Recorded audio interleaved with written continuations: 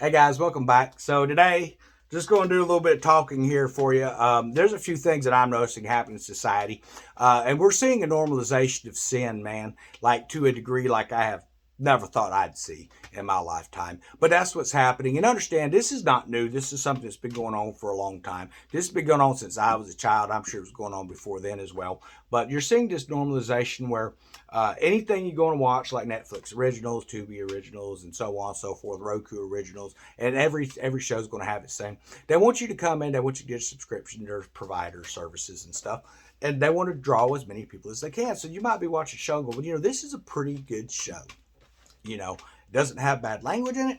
It's pretty good. And then the next time you turn around, the very next episode, sometimes you don't even make it through the first episode. Boom, there it is. Two guys kissing, two women kissing, or even worse, full blown sex scenes, or even just a guy and a woman that's not married. It's just people hooking up stuff. Don't put it before your eyes. Turn it off and stop watching it. That's my recommendation to you. The reason I say that is because if you continue to put that stuff in front of you, not only one is it going to tempt you, you might be saying, well, I'm strong enough to withstand that temptation. Okay, then turn it off if you're strong enough to withstand the temptation because you're being tempted to watch it. But not just that, though. You need to make sure that your children are aware of the truth because we are living in a society of people that were, let's use an example here. Maybe you come from a divorced family, or maybe you know someone who does. As a child, at a certain age, they go, okay, at this age, this child can decide do they want to live with their mom or with their dad. Well, whichever side it goes, who does that child usually pick? The one that has rules and structure saying, no, you need to make sure that you're in by curfew. You can't go hang out with this. No, you don't need to be dating right now. You need to be focusing on your schoolwork and getting into college, getting your college work done. Then, after you start to build your life, then you can look for possibly, if that's at the point you want to get married, then yeah, that's fine. But don't let them be led by their emotions at a young age. Or are they going to want to stay with that parent? They're going to go stay with the parent that's like, yeah, you can have a girlfriend, you can have a boyfriend, whatever. You do whatever you want to do. You don't have a curfew. Yeah, y'all come over, have a big party. Yeah, that's fine. I'll even provide alcohol. There's people that do that, and those are the people that the kids want to stay with. So when you're trying to figure out, well, who in the world would vote for Joe Biden or whoever, who would vote for people like that? Well, they're allowed them to do whatever they want to do. Not only are they allowing it, they're encouraging it, and they're trying to make it so that you can't say anything about it being wrong because they want the normalization of sin, and that's what it is. And you may be thinking, well, that stuff will never be normal. It's not going to be in my house. And you're sitting there and you talk to your girlfriend who lives with you, or women, you're talking to your boyfriend who lives with you, and you're sitting there going, yeah, that's never going to be allowed in my house, but yet you're living in sin yourself because it was normalized that that's the way society is. And that's the normalization that you fell for. It's a deception. Those are deceptions at the end times. When you look at what's happening in life, we're living in the end days. We're coming up to the tribulation period. Now, I don't care what brother so and so or sister so and so tells you about it. Oh, no, no, no, that's not going to happen until after all these other events. We're in the end days leading to the rapture, folks. That's what the Word of God says, period. Now, before that happens, we'll be there's people handed to persecution right now every day. There's people dying for their faith right now every day. Now, are we ourselves going to see that in our country? We could. We might not. I think we will. But if you're already compromising on your faith today, you're going to compromise on your faith then. Understand, a man who loved Lord more than life rejects him 3 times. We're talking about Peter here. Rejects him 3 times. I don't denies him. I don't know the man. Even starts cursing. I don't know him. I'm telling you, I do not know that person. Jesus told him it was going to happen. A man who walked with the Lord saw the miracles with his own eyes. He failed that temptation. And that's one of the things that Jesus even told him. He says, Satan has asked to sift you. Understand, in your life, this life is a sifting process that's going on currently. Always. That's why you're dealing with these sufferings and things like that. Understand, to be a believer in the Lord today is to walk in some sort of a suffering. Unfortunately, we sit there and we hear people say, well, they don't preach the way of the cross anymore. What does that mean? Well, it doesn't mean what a lot of them are trying to apply it to mean. But what it is he who takes up his cross and follows me is what the Lord tells us. So what do? Well, we're not carrying the burden alone, but we're taking the sufferings and stuff of this life, and regardless of what comes up to us, I don't know what you've been through any more than you know what I've been through. But to continue to keep your faith in Jesus Christ, that's taking up your cross and following him. That's the way of the cross. It's not, putting yourself in a situation where you're going to get the crap beat out of you. But he may ask you to do that. He may put you in a situation where you might reach one, but have 10 guys come up and kick your butt. That could just be what it is, man. But that is one of the realities of what we're facing in the world today. And we're seeing the normalization and the attacks on our children. Anybody go watch the Buzz Lightyear cartoon? As soon as I heard, and understand, I used to love Pixar films, but as soon as I heard that, within just a few minutes, boom, guess what? They had to put it in the cartoons too. This homosexual agenda is in cartoons now. But nope, not watching it. Not even gonna go check it out. I had family members took their kids to watch it, and they're like, I can't believe they ended up leaving the theater. Like, I can't believe they even put that in a cartoon. What was going on. But understand, it's not new. They just made it more evident what was happening in there. It's not that it was something that was new. They just did a better job of hiding it. Because if you go back and you watch some of those classic cartoons we grew up and really liked, there's a lot of sexual innuendo in there. A whole lot. Bugs Bunny dressing up as a guy, Bunny dressing up as a woman. There's your transvestite generation or transgender, whatever you call it, stuff like that. It's reality. They normalized it. It's okay. Then they added it. They started where it was kind of funny. Now they have these, new shows coming out on all these different platforms that are, it's hilarious. It's funny. It's supposed to be comedy type stuff, but it's to get you normalized into seeing that stuff because they're parading it around the streets.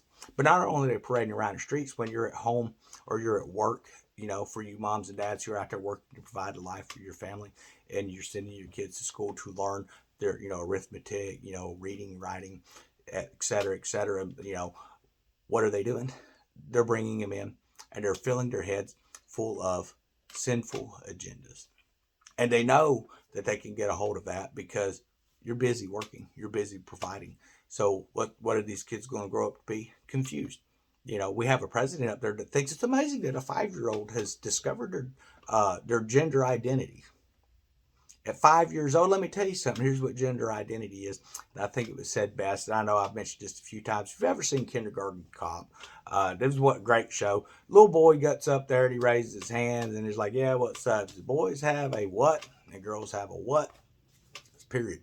Now, that don't mean as a girl you can go get one sewed on and now suddenly you're a boy, or a boy you can get it cut off. This makes you a mutilated female or a mutilated male. That's all that's doing. It's not changing anything in your DNA. There is biological truths in this world. And regardless of what you identify as, it doesn't matter. If I identify as the guy who won the, $2.4 billion, over in California last night, if I identified as that, does that make it reality? No, it doesn't. It makes me delusional as heck. And that's what's happening in the world today. But they're telling you to accept it, and they're making your kids accept it. They're wanting your kids to come home and even be like, nope, you're wrong in that. And there are people in New York right now, there's children that are being removed from good families, from God-fearing families, because they're calling it child abuse, because they will not allow that stuff before their children's eyes. That's the agenda we're not seeing. That's what's happening around this country, and they're not telling you about it in the news. No, they would rather you think about, this is what's happening over there, and then they go, an hour words from bibbling, babbling Biden up there who, he can't read the teleprompter, or it's just, he don't know where he's at. He's up there, he babbles for a minute. He's gotten so bad now that as soon as it's over, and sometimes it's not even over, he gets to wandering around. If you've ever seen a dog out in the yard and they're kind of sitting there and you're trying to get his attention, the squirrel goes running across the yard. Oh, squirrel. That's basically what we have as a president now. He's not all there. He's not all right. And it's a shame that they're doing this to an older, our older generation, someone who clearly needs to be in a nursing home. And they've got him up there because maybe they can squeeze 4 or 5 words that's coherent out of him. But, even if you can't, and if he wanders, you see his wife run up. How many times you see Trump's wife in an inaugurational speech, or any kind of speech for that matter? Very rare. How many times you see Obama's wife up there, her husband or whatever, depending on what day of the week it was, and if he told them everybody was his husband or his wife. But anyway, how many times you see Michelle Obama up there? Never. They had their own stuff they was working on. But how many times you see the vice president have to run up and grab them so they don't fall off the stage? Never. But you're seeing it now with this guy. So that tells you that there's something going on, that there's, clear deceptions happening in the world today. And they go, oh yeah, no, I'm mentally fit. Just watch me. And then he starts talking about how gas was $5 a gallon when he took office, which is a clear lie. That was not the national average. The national average was like $2.30. It was actually cheaper than that where I'm at. But now you can't get it for, if you're under $4, you're going, wow, I'm glad it's not $4 again. But that's going to be the new normal as long as they're in office. And then these people that are coming into office, oh, by the way, get out and vote. Midterm, guys. If you've not voted yet, you need to get your butt to the polls. You need to vote right now, because that's the only way we're going to stop this stuff. But understand the corruption that's happening around this country. It's happening around the world. And it's a spiritually driven thing. But the purpose of all this, got to ranting, sorry guys, is to wake you up to the fact that we are in the end times. They're not coming. They're here. We're in the days of Noah, just as it was in the days of Noah and the days of Lot. What was happening in the days of Noah? Well, if you've read the book of Enoch, you're going to see quite a few similarities. There's people that were worshiping pagan gods. They were creating for themselves anything that they wanted to be gods, setting up for themselves as gods, setting themselves up as gods because they were their own gods. What's happening in the spirituality movement, and I'm not talking about true Bible-believing Christians, I'm talking about what they call the spiritual movement, the Gnostic movement. And now we're not talking about agnostic, we're talking about the Gnostic movement. It's that within each of you is a little God, and you just have to realize that and reach this enlightened state. That's what's being pushed today. That's what they're telling everybody. It's not true. It's not true. We were made in the image of God, and Christ dwells within us. But if you're not a believer, then Christ doesn't dwell within you. He's not sealed you with his Holy Spirit. If you don't believe, so it tells us if you reject him, you're going to pay the penalty for that for eternity. But people like to believe that, and there's no eternity once it's over and done. And then you hear the jokes that come out. This is one of the things that gets me. As a manager in a place a few summers, and you would have these people that would come in, and you have to have a zero tolerance. You don't, you're there to work. You're not there to cut down people and stuff based off of whatever, their religious affiliations and stuff like that. I don't deal with bullying at all, but you would have people up there and they're like, oh, they're being bullied against. Okay, so what happened? Well, they'd come up to ask someone their opinion on something. They tell them their opinion, but now they feel they're being bullied because their opinion differs from what they want the reality of the situation to be. That doesn't count as bullying. After coming out into bullying, that counts as bullying. But there would be jokes that would float around and said, yeah, because it was very well known that I was a believer. And you would hear the jokes as you walk by and stuff like that. And it just really saddened me, because your people go, well, hell's going to be a great place. All the smartest people in the world are going to be there. We'll be having one hell of a party. And then they go, yeah, and all the people that invented air conditioning, they're going to be down there too. We'll just make some ACs while we're down there. It's a joke to them. They don't understand the reality of eternal damnation. Why? Because it was normalized in cartoons and stupid movies and stuff. Shows like Lucifer, where like he's down here and he's the cool dude. Everyone wants to be around him and stuff like that. I never watched the show, just based off what people had told me about the movie and all that. Or I guess it was a really big, long series or something. But you need to understand they do that to confuse your children. And the serious spiritual nature we need to be aware of has become a joke to them. And it's not a joke of the outcome of the deception they've bought into. And it's up to you as a parent to tell your children no. It's up to you as a grandparent to tell your grandchildren and your children no. Now, they may hate you for it, they may get mad about it, but eventually it's going to come back. They have to hear the truth. If you're not preaching the truth to them, and when I say preaching, I don't mean grab a Bible and slap them across the room with it. I'm talking about sharing the faith that the Lord has built within you, sharing your testimony. And when you see what's happening, then you need to make sure if your grandchild or your child's going to school and they're pushing this sexual agenda, you sit them down and you get the book of Genesis out and you open it up, and right here's where it says, God's intention was for a man to leave his parents to take of a wife. It didn't say a man to go get another man or a woman to go get another man. No, a man takes of a wife, and then they go out into the world. They start their lives together. That's what it's supposed to be. It's not supposed to be well, this month I'm with this one, but next month when this one wears out and I want a new pair of shoes, I'm gonna go get somebody else. And the whole time you're with someone, you're looking around for the next best thing, because guess what? The grass is not greener on the other side. Love is not the butterfly feelings that you feel and things like that. It's not. It's the willingness to make a commitment. Because let me tell you, even when you truly love someone, you're not always going to feel like loving that person. Do you really think that, when we're, neck deep in sin, God's looking down at us going, man, I really love that person?